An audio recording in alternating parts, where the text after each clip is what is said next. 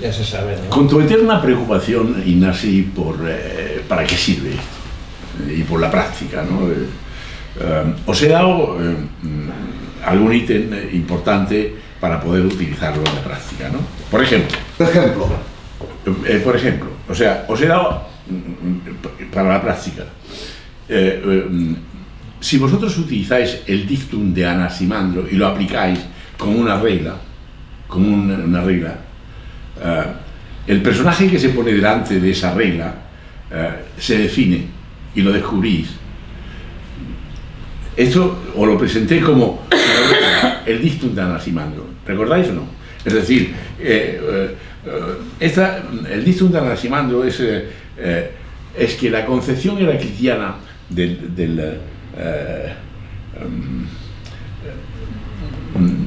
remonta a Anaximandro, a la interpretación de Anaximandro del proceso de generación y corrupción como litigio. Es decir, que la verdadera raíz del dios de Heráclito es la justicia y no el dios de Genófanes. Con lo cual, esta idea que te preocupa del dios y no sé cuánto y tal, como lío, pues no. Lo que este dictum de Anaximandro nos dice que te tienes que fiar de la... Déjalo, sí. A ver. Te tienes que fiar Hola. de la justicia y de la reparación. Son dos palabras. Siempre que haya justicia y reparación, estás en buen camino. Y entonces, si tú aplicas esa cuestión, pues está bien. Entonces, yo quería presentaros hoy otro dictum, otro pensamiento, que es el pensamiento de Bergson,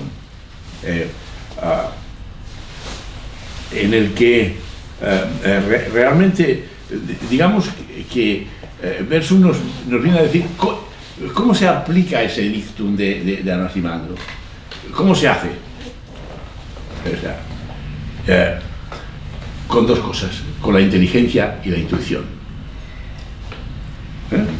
O sea, entonces, si vosotros aplicáis el dictum de Anaximandro y, digamos, el dictum de Bergson a cualquier situación clínica, vais a obtener una cantidad de datos increíbles.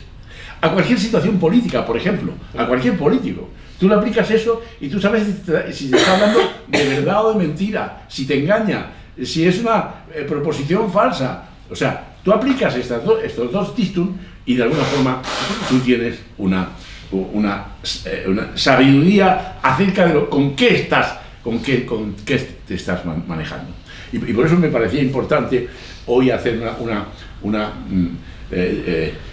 digamos, una descripción o una reflexión acerca de Henri Bergson. ¿Estamos? Esa sería un poco la idea. Y para continuar contestando a tu pregunta de ¿para qué sirve eso? Sirve para una cosa muy práctica, ¿no? Es decir, saber con quién te las estás jugando, quién es el personaje, cuál es la situación. Y hoy lo vamos a ver al estudiar el comportamiento de los Kurava frente a los Pandava. Al ver la falsedad de este Dhritarashtra rey que pone las cosas de una manera que no son, y su hijo que lo que quiere es realmente el asesinato, lo que quiere es el poder a toda costa, sea como sea. Y eso es lo que estamos viendo ahora en la situación política actual, es exactamente igual. Para continuar entonces comprendiendo algo mejor la significación del texto que nos ocupa, quisiera hacer algunas precisiones sobre Henri Bergson, porque él, desde su coherencia, nos puede ayudar a entender y profundizar en la compleja situación de nuestro trabajo. Henri Bergson, este es el hombre. Realmente os digo que he visto pocos hombres tan coherentes y consecuentes que responden a la vida con su comportamiento y con sus textos, con el texto escrito, desde la resolución efectiva y práctica, con una extraordinaria ligereza, y digo ligereza en el sentido de profundidad, elegancia, altura en las diversas construcciones, como en su comportamiento personal. Es un tipo con una consistencia increíble. Voy a referirme a algunos de esos datos en la exposición. Podríamos empezar cuando él dice, él se pregunta, ¿cuál es en este caso privilegiado el sentido de la palabra existir? ¿Cuál es el sentido de la palabra existir? Daros cuenta qué pregunta tan consistente. Me doy cuenta primero que paso de un estado a otro, tenga calor o frío, esté alegre o triste, trabaje o no haga nada, miro a lo que me rodea o pienso en otra cosa. Sensaciones, sentimientos, voliciones, representaciones. He aquí las modificaciones entre las que reparto mi existencia y que las colorean alternativamente cambio pues sin cesar. O sea, lo que él aprecia es que él vive un cambio permanente y consistente. Henry Bergson generó un fervor, ahora hablo de una característica de él muy interesante y muy vital. Henry Bergson generó un fervor filosófico femenino a principios del siglo XX. Su impulso vital, conocido como el elan vital. ¿Cómo? Elan vital. El impulso vital o elan vital, lo habéis oído muchas veces, ¿no?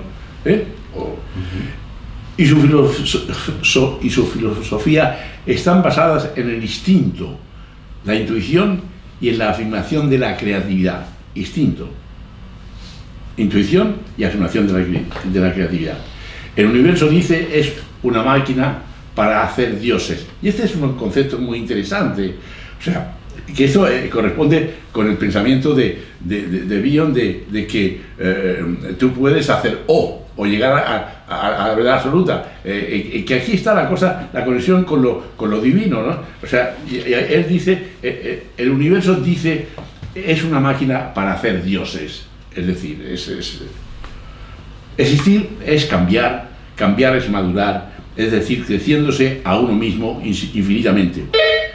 Su escritura estaba llena de imágenes, posiblemente es Luis que llama porque tiene la puerta cerrada. ¿Sí? ¿Qué? De acuerdo, sí, es que no se abre. Se abre. Vamos a abrir.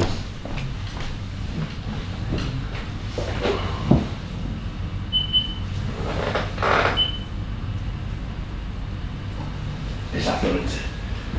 Nos esperábamos. Ese es el tema de la puerta. Vamos a ver. Estábamos que el universo es una máquina para hacer dioses, ¿no? Y esto conecta con toda la idea de Bion, ¿no? En relación con en relación con la posibilidad de transformación. Existir es cambiar es madurar, es seguir creándose a uno mismo infinitamente. Que es todo el proceso analítico, en una palabra, ¿no? Ese es el tema.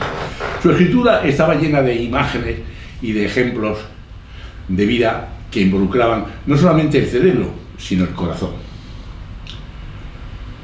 Hablaba del cambio y de la novedad en una época que se iniciaba el movimiento sufragista y feminista, hablaba de creatividad y de libertad. Este es el tema fundamental. Él dice, nuestra inteligencia se caracteriza por una incomprensión natural de la vida. Ese es el tema. Pone inmediatamente la dificultad delante, ¿no? Nuestra inteligencia se caracteriza por una incomprensión natural de la vida, al tiempo que resolutivamente afirma que nuestra inteligencia está destinada a asegurarnos la inserción perfecta de nuestro cuerpo en su medio, con lo cual, ante una dificultad, ofrece una esperanzadora y realista salida. O sea, por una parte dice, la inteligencia es un obstáculo, pero la inteligencia es una posibilidad. Y es cuando, en un momento determinado, en el seminario pasado dijimos, la inteligencia es, de alguna forma, Dios, tal. O sea, por una parte la inteligencia es un obstáculo, pero por otra parte la inteligencia es una medida.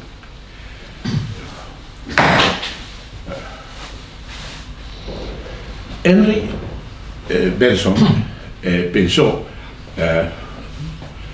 que la inteligencia se opone a la vida porque pretende contarla, medirla, mutilarla, en definitiva, falsearla. O sea, inmediatamente te señala toda la cosa, como la inteligencia. Y aquí está toda la crítica que ha hecho Aldous Huxley contra los intelectuales, como vimos en Contrapunto, ¿no? Es impresionante, ¿no?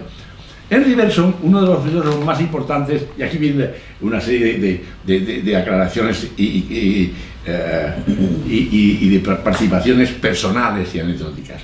Henry Bergson, uno de los filósofos más importantes del siglo XX, creador de conceptos novedosos sobre la intuición y otro concepto importantísimo, la duración, que ya duración, la que las cosas duran, o sea, porque eso es lo importante, no que pasan, sino que tienen una duración.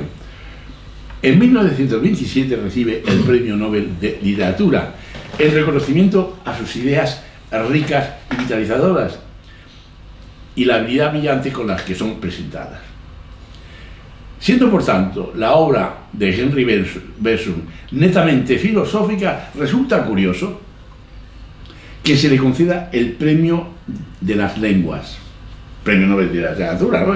Es una contradicción, ¿no? Cuando él considera que la lengua, él decía, no le alcanza para decir lo que quiere decir. En su opinión, la lengua es un sistema homogéneo, divisible, simultáneo, que no podía dar cuenta de una realidad cambiante, sucesiva y continua. Para él era necesario someter la lengua a un trabajo literario y poético que le hiciera hacer decir lo que de por sí no puede decir. Otra vez está aquí la idea, lo que incluye la idea de un trabajo. Es la idea de la elaboración. Ignasi es la idea de nuestro trabajo. Es la idea del proceso analítico. ¿Estamos? Está escrita de esta forma. Henry Bergson hizo un gran esfuerzo para volver útil la lengua a su proyecto. Su éxito en su empresa se correspondió con la concesión de este Premio Nobel de Literatura, que es como una especie de contradicción, pero al mismo tiempo es una especie de elocuencia de algo fundamental que hay detrás de esta situación. Él discutió mucho con Einstein y lo concitó para discutir sus cosas con Einstein, porque Einstein tiene una concepción del tiempo y Bergson tiene una concepción del tiempo. Es alemán, Bergson es alemán. Bergson es francés. Es francés. Es francés. Nació en una ciudad de Francia. Es judío, su padre es de ascendencia judía por parte de padre y parte de madre. A diferencia de Einstein, que sostenía que el tiempo es una magnitud relativa que depende de la velocidad de la luz y de las fuerzas gravitatorias, este es Einstein, ¿no? Y que en un momento determinado se ríe de los filósofos, el tal Einstein, y se ríe de Bergson. Entonces Bergson se cabreó y le dijo, vamos a discutir, ¿no? Y se juntaron para discutir sus conceptos, mientras para Einstein el tiempo es una magnitud relativa que depende de la velocidad de la luz y de las fuerzas gravitatorias. Henry Bergson considera el tiempo como una medida subjetiva, aquí está el tema, que tiene que ver con los procesos internos de cada ser humano. Si yo tengo hambre, el tiempo se me hace largo. Si yo tengo inquietud porque se resuelve una cosa, el tiempo se hace eterno, etcétera, ¿no? Él dice, por tanto, el tiempo depende de los procesos internos de cada ser humano y no hay una pauta para medirlos objetivamente, ya que es una mera sucesión de instantes en continuo que no se pueden detener ni fragmentar. Por tanto, él se opone a lo científico. Sin embargo, él basa todos sus trabajos en comparaciones y ejemplos científicos. No está contra la ciencia, pero advierte de los peligros del cientifismo que creen que tiene toda la verdad. Pero el tiempo no se puede pensar como algo fuera de la conciencia, algo que Einstein machacó en la teoría de la relatividad y que Henry Bergson se empeñó y tuvo sus debates con Einstein, aunque después de la discusión se vieron en Francia realmente, discutieron sus temas y cada uno siguió con su idea tal como la estaba pensando. Para Henry Bergson, la inteligencia es la facultad que dispone para lidiar con la materia o con el espacio. Nos permite dividir, calcular, justaponer. En cambio, la intuición es la facultad que se ocupa del tiempo o del espíritu, que permite captar lo único, lo singular y lo irrepetible. Esta es la novedad de Bergson. El concepto de intuición es la captación inmediata de la realidad. Hay que pensar como hombres de acción y actuar como hombres de pensadores. Debemos obrar como hombres de pensamiento y debemos pensar como hombres de acción. Y algo que para nosotros nos es muy familiar. El presente solo se forma del pasado, valorizando todo el trabajo que con el inconsciente y cómo el ojo ve solo lo que la mente está preparada para comprender. En Henry Bergson todo fluye y evoluciona en una marcha constante. Yo me pregunto, ¿este es el río heraclitiano? Es decir, que a mí me parece que ver en Bergson un heraclitiano, y a mí me parece ver en Bergson un bioniano, y a mí me parece ver en Bergson un freudiano, y alguien, estudiosos de Winnicott, dice que todos los principios de Winnicott están basados en Bergson, ¿no? O sea, también. Y otra cosa importante, y la literatura de este francés tan importante, ¿cómo se llama? Foucault. ¿Cómo? No, el literato a la búsqueda del tiempo perdido. Proust. La Magdalena está fundada justamente en los recuerdos de la infancia. Es decir, que la literatura está fundada también en Bergson, de alguna forma. Y Bergson se casó con una prima o una alguien de este literato, ¿no? De Proust. O sea, que era familia de Proust, tal vez. Pero ahí esta idea del tiempo, ¿cómo? Que esta idea del tiempo, los griegos ya tenían dos dioses del tiempo, Cronos y Kairos. Y Kairos tenía que ver con el tiempo subjetivo y el tiempo oportuno, pero luego está Cronos también, ¿no? Totalmente. Vale. Bueno, el ayun es el tiempo todo. Del que yo he hablado en mi conferencia sobre la paternidad, del ayun, que es el tiempo todo, que no es el tiempo cronológico, ¿no? Que es un tiempo que se acaba y que se termina, ¿no? Y de qué manera justamente la paternidad era sobre la paternidad, y cómo la paternidad, al incluir el hijo, incluye un tiempo infinito. Es decir, cómo se incluye lo infinito aquí, ¿no? Que esta es la idea también que está de alguna forma en Bergson, para incluir la idea de infinito, que es la idea que transforma todas las cosas. En ese sentido, el todo fluye heraclitiano. Nuestro pasado nos estaría siguiendo como parte del presente, fecundando el presente. Un pasado ilimitado se inclina y fecunda, o sea, el pasado es ilimitado, es infinito, y fecunda y aplasta casi a un presente que se siente caminando hacia lo que todavía no es. Esta es la definición de Bergson. Y eso que todavía no es el devenir de hoy, es la verdad absoluta, es Dios mismo, el místico. Y yo pongo entre paréntesis el analizado, y sin idealizar la idea de analizado, comparándolo con el místico, pero en cuanto al trabajo, sí. O sea, el místico, el analizado, tratando de hacer una equiparación, sería aquel ser humano que, en virtud de su propia experiencia, su análisis, en el caso del místico, sus experiencias místicas, en el caso de su analizado, su análisis, proporcionará la evidencia empírica de la existencia en el análisis de uno, en el místico de un Dios. Empíricamente se demostrará la existencia de esas dos cosas, porque esa existencia se había convertido en un hecho de su propia conciencia, un hecho privilegiado, una especie de visión indubitable y un vínculo inefable.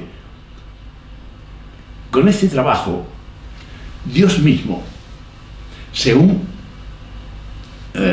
Henry Bergson, podía llegar a ser identificado Dios con un esfuerzo creador. Esto es el proceso, un esfuerzo creador, ¿no? El análisis.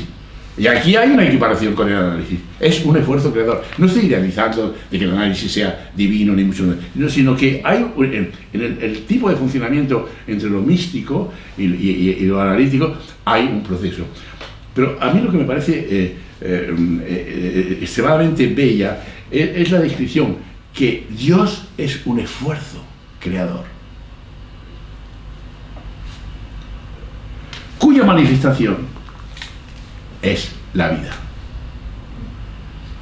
Es realmente una buena equiparación, ¿no? Como ha dicho David López en su trabajo sobre Henry Bergson, otro gran enamorado de la vida, capaz de hacer estallar este universal vida, la palabra vida la hace estallar con una frase prodigiosa para aclarar qué significa la vida de Henry Bergson.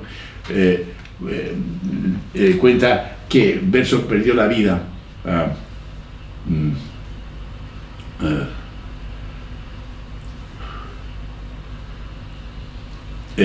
por una pulmonía derivada del frío que pasó haciendo una cola en París con judíos que debían inscribirse en un registro para orden especial del gobierno de Vichy. El que podía haberse librado era un hombre mayor, muy conocido, y se podía haber librado, pero como era solidario, entonces se puso en la cola y cogió frío y se murió.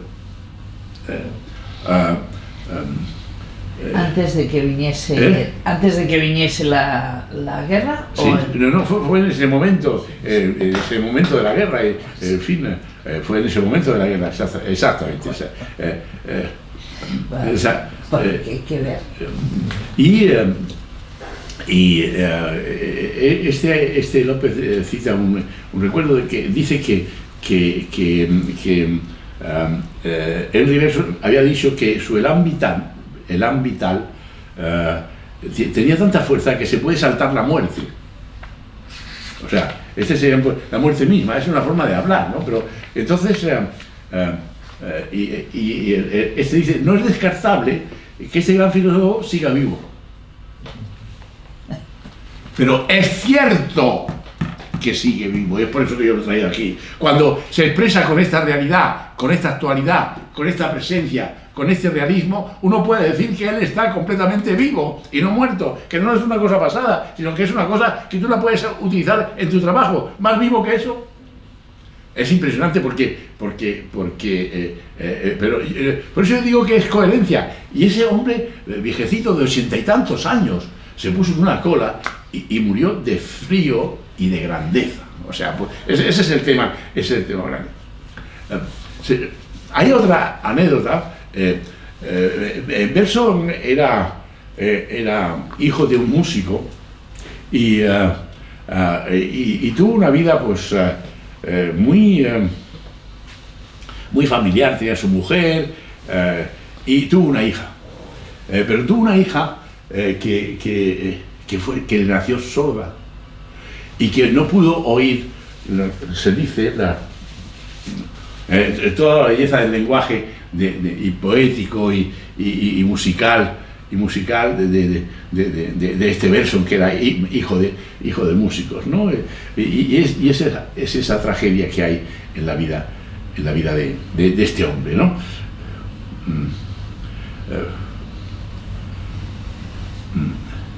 Por tanto, nos encontramos con un ser verdadero. Como resumen, aplicando este test de Henry Bergson a nuestro trabajo, a lo que vamos a ver ahora, haremos una cosa similar a lo que hicimos con Anaximandro, para ver si encontramos justicia y reparación. O sea, y ahora aplicamos este test para ver si encontramos evolución y creatividad, o dicho de otra forma, para ver si encontramos imaginación asombrada permanentemente, que es otro tema muy básico que está conectado con nuestro trabajo, ¿no? Ese sería un poco la introducción que Vamos a ver entonces cómo se comportan en detalle los personajes del Majábharata. ¿Cómo se comportan las personas mayores del Majábharata? ¿Cómo se comportan los jóvenes, los guerreros? Y qué actitud y conducta tienen para compararlos con ese pensamiento filosófico, vital, etcétera, etcétera.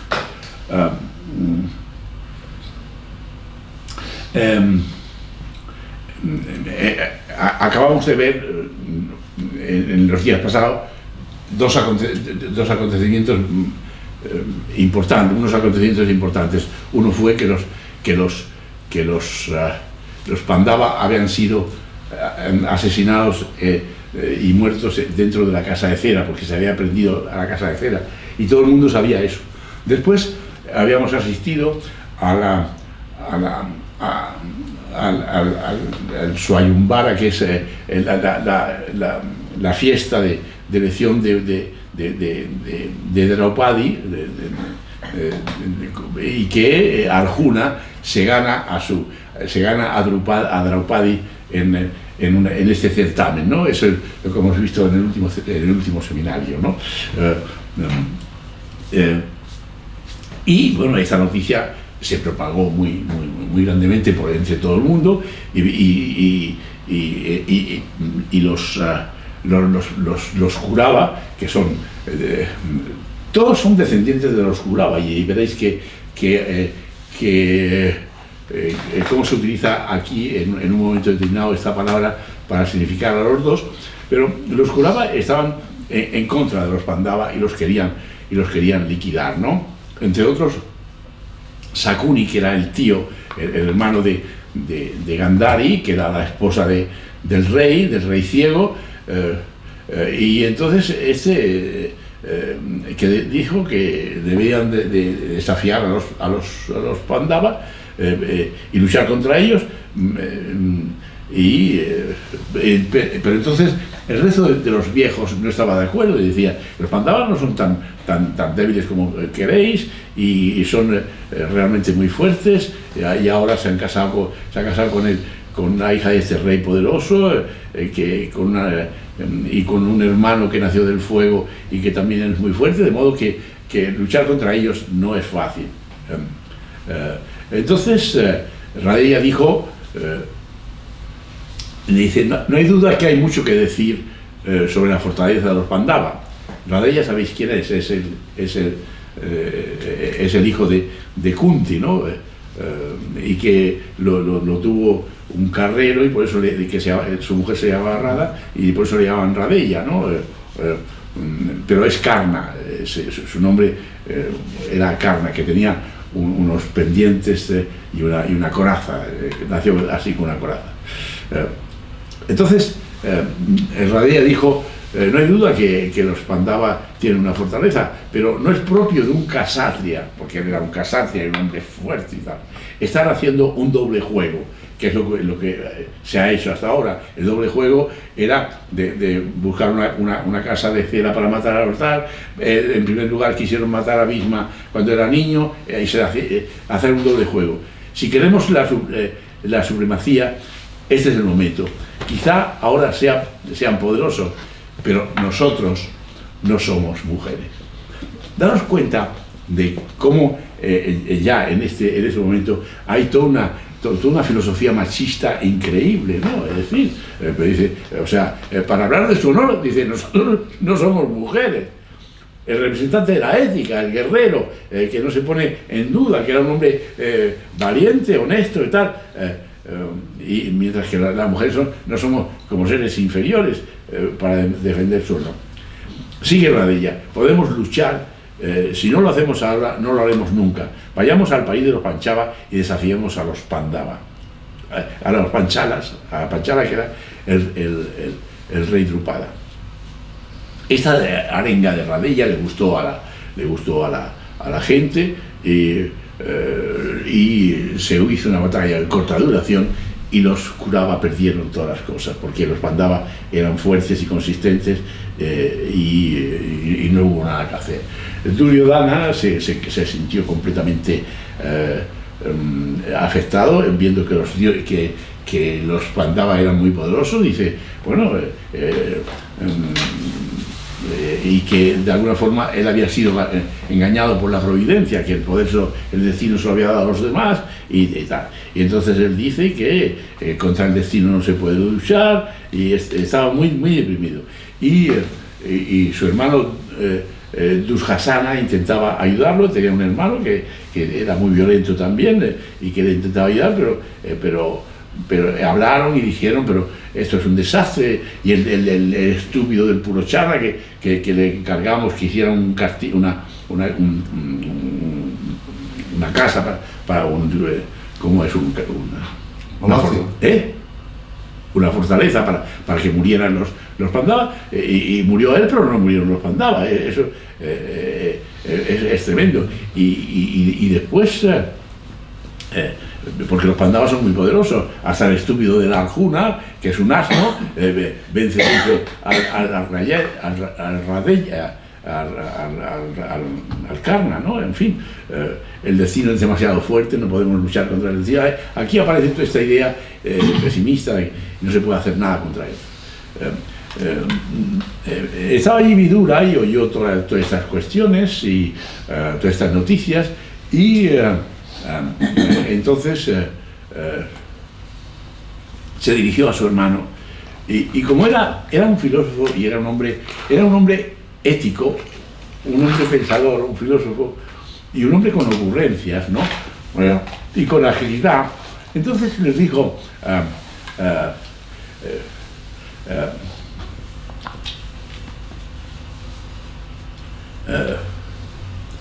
él se enteró de que los Kurava habían atacado estúpidamente a nosotros, se habían perdido, y se dirigió al rey Dhritarashtra y le dijo, en verdad es una gran fortuna que los hijos de la casa de los Kuru estén prosperando. Y el Dhritarashtra se creía que le estaba hablando de él mismo, porque era el Kuru, pero él lo dijo con la intención de haber que dice, y además pues entonces se han conseguido la hija de Drupada y tal. Pues bueno, pues que me la traigan aquí. Y entonces el hermano, el Vidura le dice que era hermano. Vidura es hermano de Dhritarashtra, ¿os acordáis? Es el hijo de la criada. O sea, Dhritarashtra era el hijo de la que cerró los ojos y nació ciego. El siguiente se casó con la siguiente hermana y nació pálido. Y el tercero, que no se quisieron acostar con las dos hermanas, se acostó con la criada y nació este hombre que era un hombre inteligente, sabio, era el filósofo, el ético de la familia. Entonces se dirigió al Dhritarashtra con esta ironía y le dijo, pero hermano, parece que por lo que más contestado no has entendido que realmente no es tu hijo el que se ha ganado la esa, sino que ha sido el Arjuna, y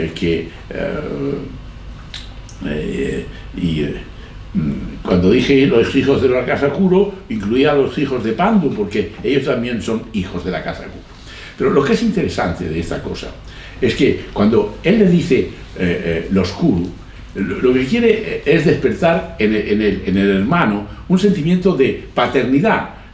Estos son también hijos tuyos.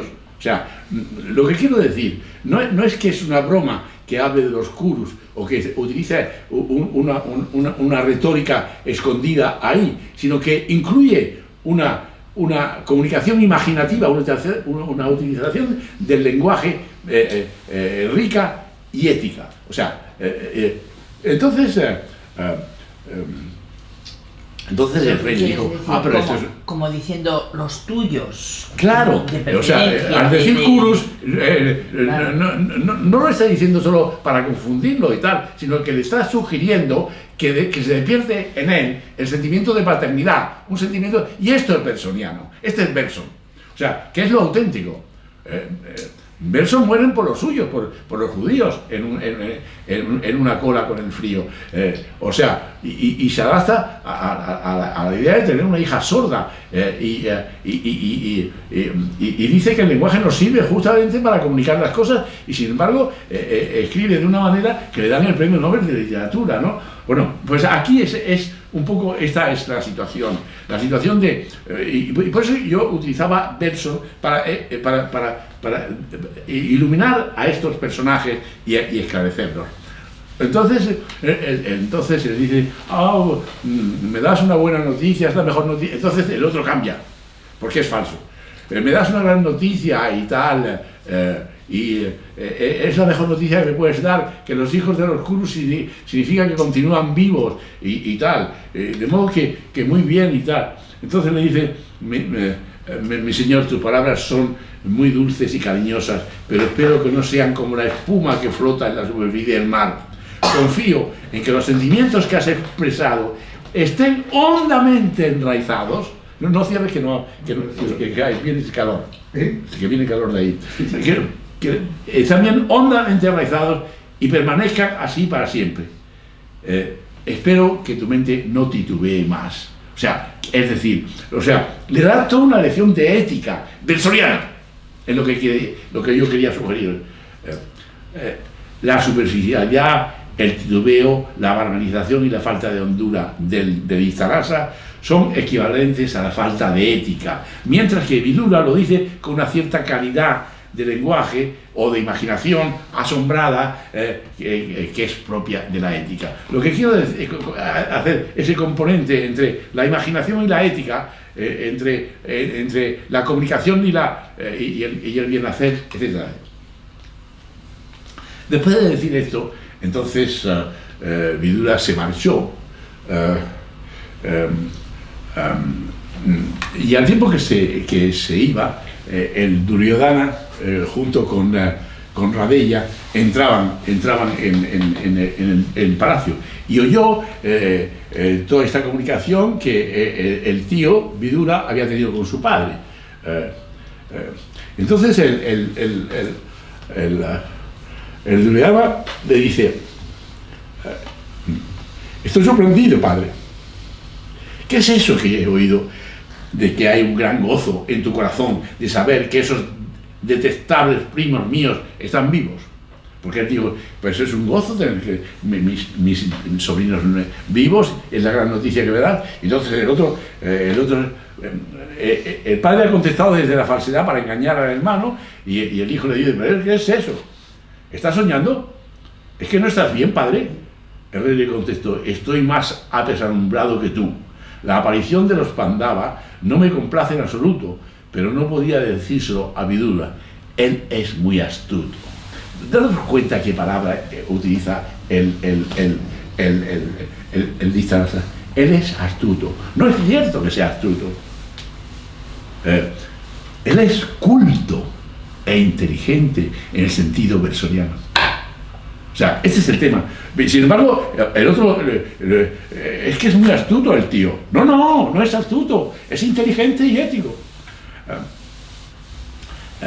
Así que, dice el padre, aproveché la ocasión para elogiar a los hijos de Pandu delante de él. De esta forma no sabrá cuáles son mis verdaderos sentimientos, por supuesto. No sabrá, cree que es estúpido, cree que es tonto, ya se lo ha dicho, lo saben de cómo es él. Ahora que tú estás aquí, dime qué debemos hacer. Entonces le dice el padre al hijo, ¿no?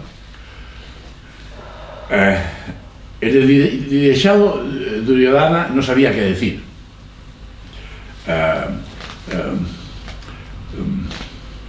Sin embargo, propuso, ese odioso grupo de 5 hermanos tiene que ser disgregado.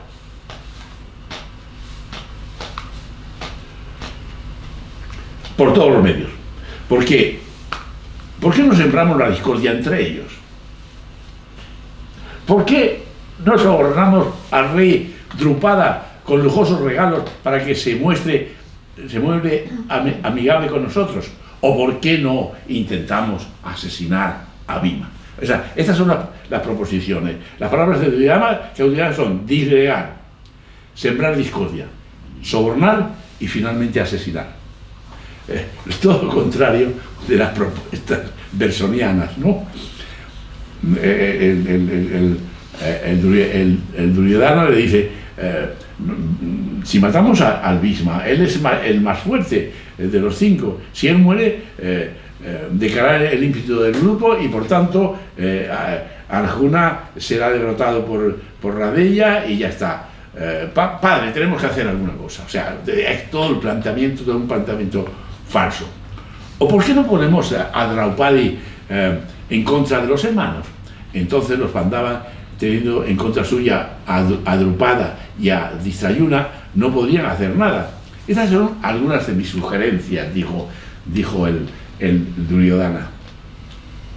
Si Radeya aprueba, entonces se dice, pues Radeya estaba allí, que es su amigo, que recordáis por qué soy su amigo, porque le dio un reino a él, ¿no? Y si Radeya aprueba alguna de ellas, podemos pasar a la acción rápidamente. Tal y como están las cosas ahora, el tiempo está pasando y no podía vivir sin ellos, si ellos regresaran a Hastinapura y vivieran con nosotros. Radeya, que era dentro de todo un hombre honrado e inteligente, sonrió a su amigo y le dijo: Duryodhana, amigo mío, estás fuera de tus casillas. Estoy seguro, si no se te habrían ocurrido estas ideas. Estás fuera de casillas porque se te han ocurrido estas ideas. Todos tus intentos de manipulación son vanos. Daros cuenta cómo se oye: manipulación. Desde el principio, siguiendo los consejos de tu tío Sakuni, has intentado deshacerte de ellos mediante métodos deshonestos y artimañas. ¿Has tenido éxito alguna vez? Nunca, ni una sola vez. No podrás sembrar la discordia entre ellos porque están muy unidos. Nada puede ponerse entre medio, son demasiado bondadosos de corazón para estar celosos unos de otros. Daros cuenta cómo el mismo Radeya califica las calidades de lo que es la bondad, de lo que es la verdad, de lo que es la ética. En cuanto a la sugerencia de que Drupada puede ser tentado mediante sobornos, es también imposible, porque tiene reputación de ser de naturaleza firme. Tiene reputación de ser de naturaleza firme y honrada y honesta. Y Draupadi, su hija, tampoco se dejaría seducir. ¿Acaso no sabes, por naturaleza, y aquí está su tono machista, cualquier mujer sería feliz de tener más de 5 maridos? Draupadi tiene 5. Nunca le agradará la idea de ponerse en contra de sus maridos. Por otro lado, tampoco puedes aniquilar a Bhima. Ya lo intentaste más de una vez, hace años, y no pudiste. Mi sugerencia es que luches. Luchemos contra ellos. A medida que pase el tiempo, se harán más y más poderosos. Debemos luchar y deshacernos de ellos cuanto antes mejor. La lucha es lo único honroso que se me ocurre. Pero este es el tema aquí. Pero es la lucha, es la guerra. Y aquí hay como una especie de equívoco. Mi querido Duryodhana, este ancho mundo no puede ser conquistado por el engaño, sino por el valor. No está bien que un príncipe tan noble como tú emplee los métodos que solo usan, y otra vez, las mujeres y los cobardes. Es impresionante su discurso machista de un tipo... Eso en casi todas partes. ¿Cómo? Que en casi todas partes eso era... Este es un germen que está ahí vivo y desde siempre y alimentado. Subrayo este aspecto porque aún en la vida corriente lo podemos ver o oír como si nada. El Karna es un hombre honrado y cabal y se puede permitir algo similar sin el menor rubor, como un honrado y orgulloso machista. Honrado y orgulloso machista. ¿Qué es eso? La forma en que está construido el discurso de Karna poco tiene que ver con el discurso del pensamiento profundo y verdadero propuesto por verso. Esta otra vez, o sea, es lo que yo quería sobre todo mostrar, esta contradicción entre un pensamiento y otro pensamiento. Continúa continúa este hombre que ha hecho este discurso machista. Tú eres un casatria y nos tienes a nosotros, que estamos dispuestos a sacrificar nuestras vidas por ti. Es solo el valor de un rey lo que perdura. Y está bien, él defiende cosas que están bien, ¿no? Pero de otra manera, ¿no? Es solo el valor de un rey lo que perdura después de su muerte para la posteridad. Todo esto, los métodos que tú estás utilizando no son buenos.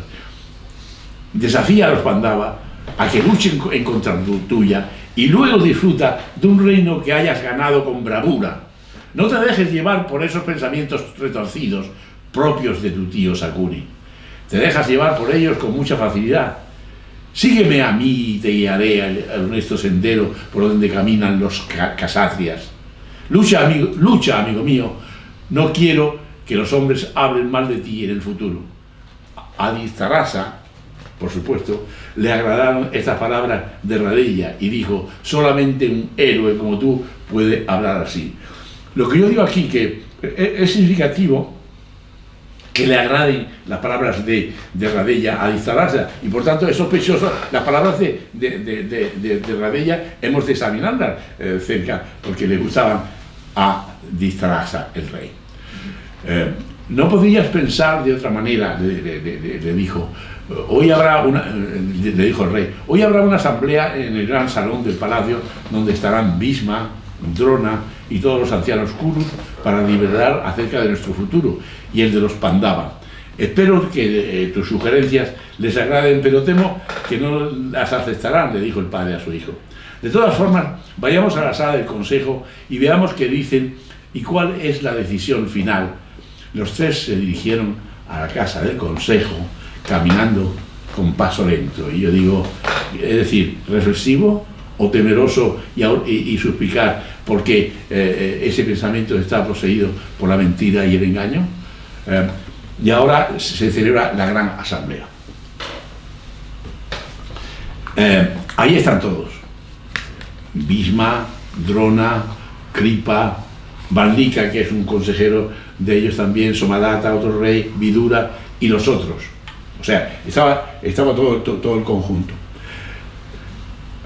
Entonces, Bhisma, que es el gran patriarca, el tío, el que está soltero, el que hizo el gran voto, ¿no? Bhisma comenzó hablando con su voz profunda y sonora. No es justo que continuemos albergando ira contra los Pandava por más tiempo. Odiarles no es justo. Adithárasa y Pandu son ambos sobrinos míos y quiero a sus hijos por igual. Amo tanto a Duryodhana como a Yudhishthira. Me duele ver esta situación y siento que ya es hora de que obremos justamente con los hijos de Pandu.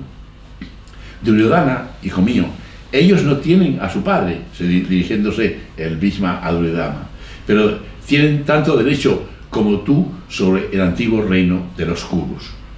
Debes pedirles que vengan a Hastinapura y que compartan este gran reino contigo. Este es el paso que hay que dar y que hará que coseches fama duradera. Daros cuenta que es un discurso perfectamente construido, ¿no? Cualquiera otra idea que tengáis solo os conducirá a la infelicidad. Y no solamente esto, sino que os cubrirá de infamia, condenando vuestros nombres para siempre. En este corto tiempo de vida que se nos da, hijo mío, el honor de nuestros nombres debe guardarse muy celosamente. Y aquí hay el concepto de durabilidad de la vida, que es lo esencial, que veremos en otro momento en Bergson, porque el concepto de duración es un concepto fundamental para él, ¿no? En este corto tiempo de vida que se nos da, hijo mío, el honor de nuestros nombres debe guardarse muy celosamente. Es lo único que vale, ya que si lo pierdes, tu vida será un puro desprecio.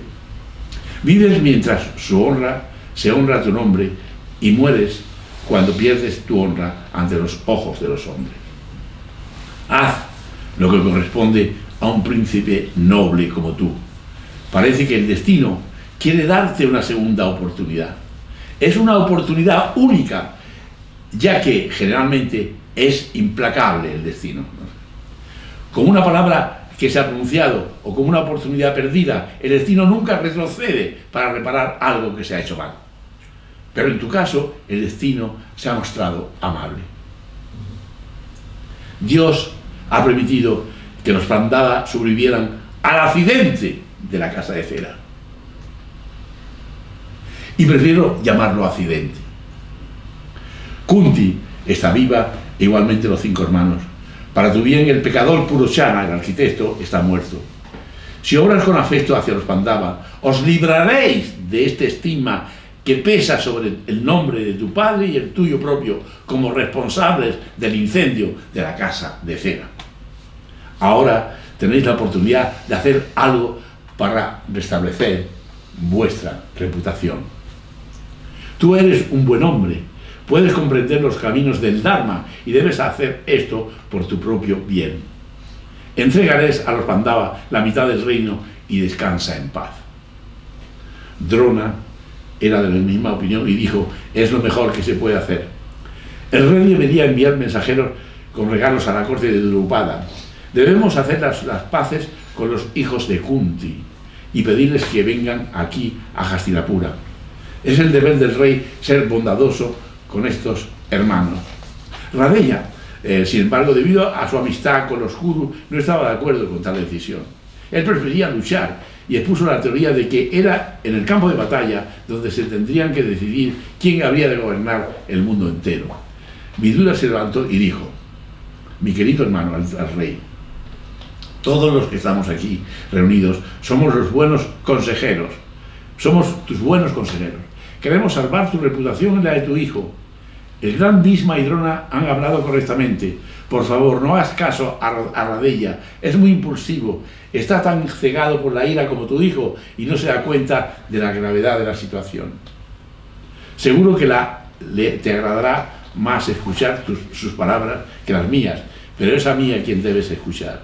El incendio de la casa de cera ha marcado tu nombre con el sello de la ignominia. Ahora tienes la oportunidad de limpiar tu alma de toda la rencilla maligna. Además, aparte del hecho de que lo debido es que entregues la mitad del reino a los Pandava, también hay otra cosa, y es que no es aconsejable ponerse en contra de ellos. Ahora son muy fuertes, no como en el pasado, cuando estaban indefensos en tus manos. Además, Drupada y su hijo, Distrayuna, el nacido del fuego, se ha convertido en su pariente al casarse con Draupadi.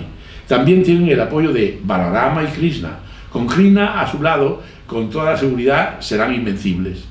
¿Quién puede igualar la fuerza de un poderoso Bhima cuando está furioso? ¿Quién podría desafiar a Arjuna? Hace poco lo han intentado algunos reyes y han sido derrotados por 2 veces, comprobándose que era imposible.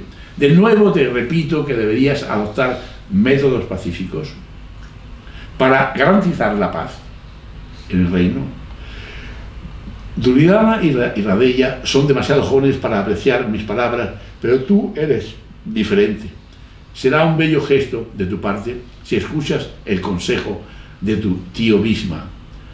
Ordena que traigan a los Pandava. Haz lo que es debido. Dhritarashtra dijo: estoy de acuerdo con todo lo que has dicho. Soy de la opinión de que se debe tratar bien a los Pandava. Es una suerte que estén vivos para gozar de sus derechos reales. Otra vez él tiene su discurso construido y se adapta y contesta a todas las cosas. El rey pidió, ya veréis lo que el tipo hace ahora. El rey pidió a Vidura que llevase ese mensaje a los Panchala. Dhritarashtra se vio forzado a aceptar el consejo de sus mayores, lo aceptó a contra él. No podía satisfacer el deseo de su hijo Duryodhana, desafiando así a los ancianos. Todavía su corazón no se había endurecido tanto en contra de los Pandava. Todavía le quedaba un poco de decencia. Vidura se fue a Panchala, donde fue agasajado por Drupada y los Pandava. Krishna se encontraba en Dwarka. Llegó a sus oídos la noticia de que había habido esta lucha y de que habían perdido los Kauravas, y entonces se dirigió con su hermano hacia Panchala y allí se vio con toda esta gente, ¿no? Es interesante porque aquí está Krishna metido en toda esta situación, y Krishna es un representante de Dios en la tierra, nada menos, ¿no? Entonces, cuando yo vi Vidura allí, las lágrimas de Vidura resbalaron sobre su cara al contemplar a los Pandava, porque los veía por primera vez después de que habían pasado el incidente de la casa de cera, ¿no? Estaba sobrecogido de emoción. Nunca apreciamos cuánto valor tienen las cosas y las personas hasta que nos enfrentamos a la posibilidad de perderlos. Y así le ocurrió a Vidura.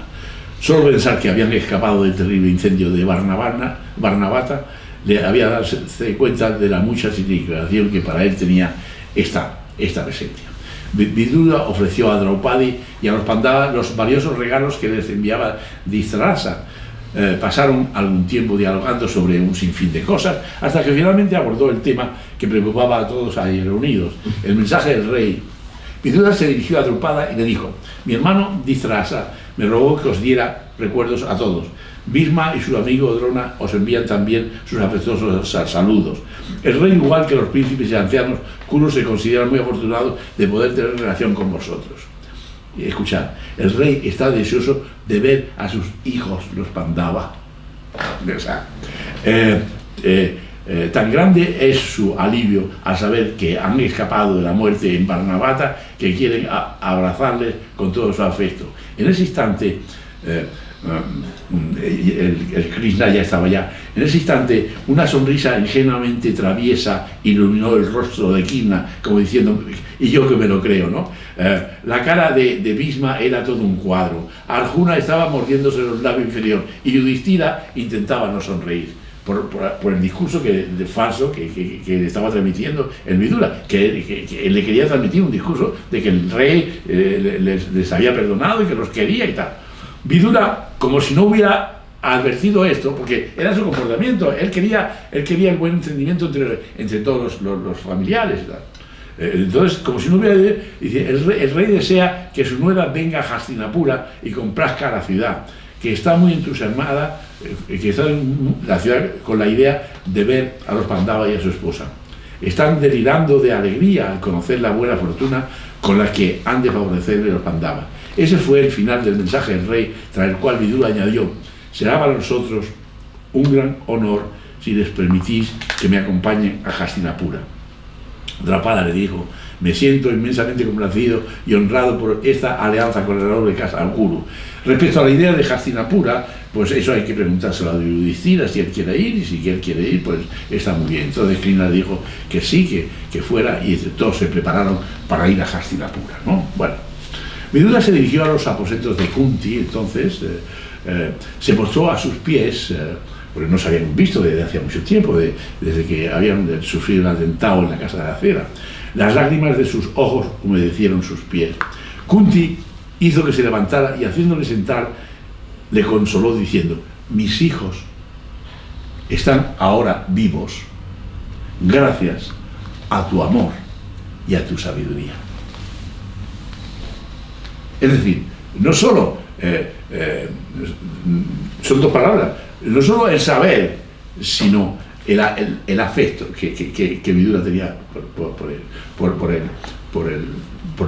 los sobrinos, por la familia. O sea, pero que lo que lo salvó fueron las dos cosas, tanto el saber como la sabiduría, o tanto la sabiduría como el saber. Lo que es importante es cómo se subraya aquí el saber y cómo se subraya el afecto, las dos cosas. Están vivos gracias a tu amor y sabiduría. Continuó Kunti diciendo: pienso en ti día y noche. Tu devoción hacia nosotros es algo que no puede olvidarse fácilmente. Es decir, ¿con qué calidad se definen las emociones? Tu devoción, la devoción de Vidura hacia sus sobrinos, es lo que los salva. Lo que tiene por ellos es devoción, lo que tiene es cariño, lo que tiene es amor, y lo que tiene es también saber. Y entonces, pero el saber no se deja aparte, no se queda como un tonto solo dándole besitos y queriendo a sus sobrinos, sino que utiliza todos sus conocimientos para poder salvarlos, y que le ofreció el minero que les hizo un túnel para salir de aquella trampa y de aquel infierno. pienso en ti día y noche, le dice Conce. Tu devoción hacia nosotros es algo que no puedo olvidarse fácilmente. No sé si será seguro ir a Hastinapura. Mi mente está alborotada y no puedo pensar por mí misma. Entonces Vidura le dijo: mi querida Kunti, ningún mal puede acontecer a tus hijos. No temas, muy pronto los verás como los señores de la tierra. Los Pandava, acompañados por Krishna, y se encaminaron hacia Hastinapura. Pronto llegaron a la capital del reino, donde la gente estaba esperándolo ansiosamente, con las calles perfumadas, en fin. La ciudad estaba muy bien engalanada. Les recibieron los hijos de Dhritarashtra, uno que se llama Vikarna, que es era el tercer hermano de Duryodhana, y aquí se nos da la noticia. Este hijo, este Vikarna, después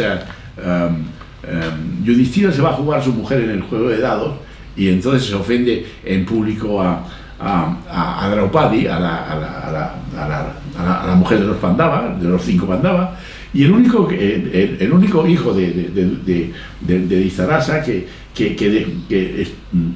cuestionó la humillación de Draupadi en el juego de dados es Vikarna. Eso ya lo veremos después, pero es un dato que doy. Recibieron a esta gente Vikarna, que era un hermano de Duryodhana, quizás otro Chitrasena, que era maestro de música de Arjuna, y que Arjuna tenía una condena. Arjuna es un personaje un poco especial, una condena de Urvasi, de que lo convirtió en eunuco de por vida, mientras que esta Chitrasena consiguió que fuera eunuco solo un tiempo.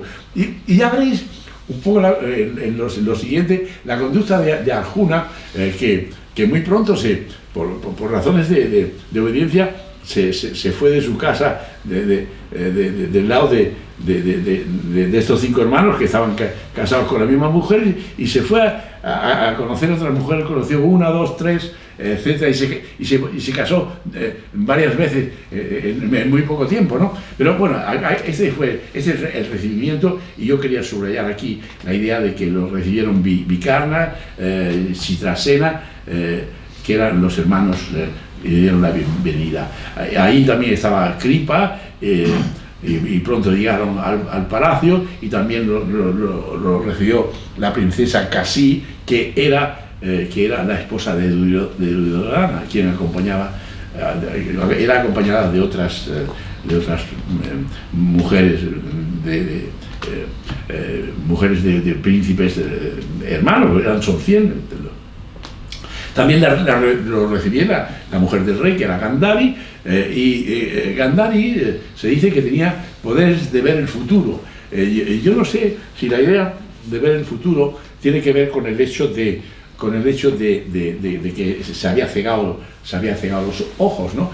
Y cuando cogió a su hija, dice, la recibió bien, y se dijo para ella: esta será la mujer que acabará con todos mis hijos, ¿no? Porque en la guerra que se estaba pidiendo, que se iba a producir. Entonces, vemos en un momento lo que sucede en el gran salón. En el gran salón del palacio se preparó una recepción oficial, los Pandava, y con todo el mundo, ¿no? Entonces, Dhritarashtra dijo, Yudhishthira, llamó a Yudhishthira y le dijo: escucha lo que te voy a decir. Este reino mío debe su existencia a tu querido e ilustre padre, y esto te da derecho a que tú también lo gobiernes. Por lo tanto, sugiero que el reino sea dividido entre mi hijo, escuchad, Duryodhana, y tú. He decidido hacerte señor de Kandavaprastra. Kandavaprastra, escuchad, es el reino. Ahora me gustaría saber tu opinión, y también las de Krishna. Krishna esbozó una sarcástica sonrisa cuando le dijo que le iba a dar la mitad del reino con Kandavaprastra. Yudhishthira se dio cuenta, pero no nos dijo nada. Fue a donde el rey estaba sentado, y saludándolo dijo: obedeceré cualquier cosa que digas, dijo Yudhishthira. Krishna siguió sonriendo sin decir nada. En los labios del sabio Vidura también se dibujó una sonrisa, porque vieron que el engaño que había en aquel regalo, ¿no? Dhritarashtra llamó a Vidura a su lado y le dijo: debes apresurarte con los preparativos para la coronación. Decoremos la ciudad de la mejor forma posible. Estoy enormemente complacido con el curso que están tomando los acontecimientos. Observar, ¿no?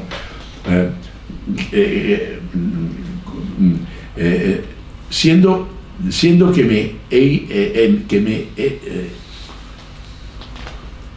siento que me he quitado un gran peso de encima. Veré al hijo de mi hermano convertido en el señor de la tierra. Bhisma, Drona y Kripa estaban contentos porque el rey se había manifestado así, pero al fin Krishna habló y dijo: enciendo el ansia del rey por celebrar la coronación. Es correcto que los preparativos se hagan inmediatamente. Todos estábamos y parecía como si el rey estuviera celebrando la coronación de su propio hijo, por el entusiasmo que manifestaba. Entonces, todos los personajes se unieron a la celebración de las cosas y le desearon al tal Yudhishthira que conquistara el mundo, que realizara el gran Rajasuya, que fuera una cosa de que su fama se propagara por todos los cuatro vientos, al igual que la brisa se lleva el perfume de la flor. Todo perfectamente solo con una base de falsedad y mentira, ¿no? Es decir, que la coronación de todos los asistentes estaba llenos de gozo, todos menos Duryodhana, naturalmente.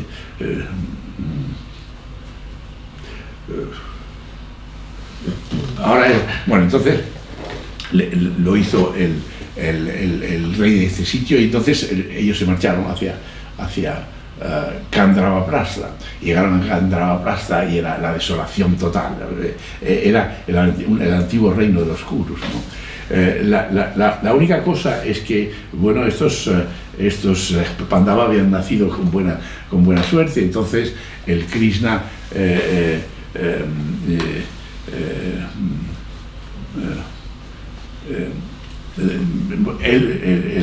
el Yudhishthira, él comprendió que era una injusticia lo que se le había cometido con él, pero él no quería luchar más contra su primo y accedía a aceptar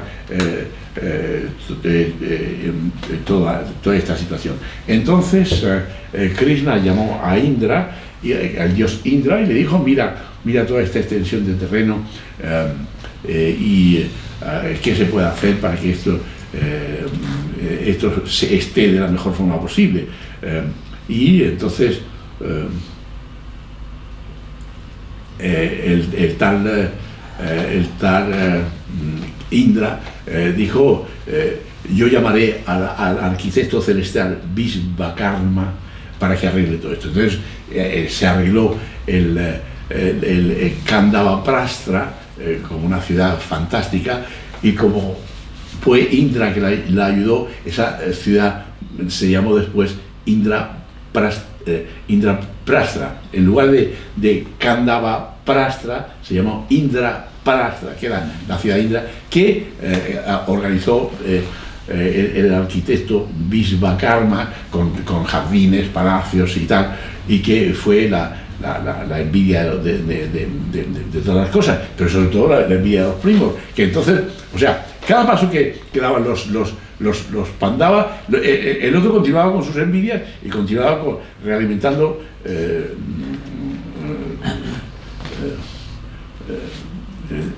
alimentando el odio y el resentimiento entre ellos. Lo vamos a dejar entonces aquí, en el sentido de que, bueno, le dan esa tierra a los Pandava, pero con la mentira y con la falsedad.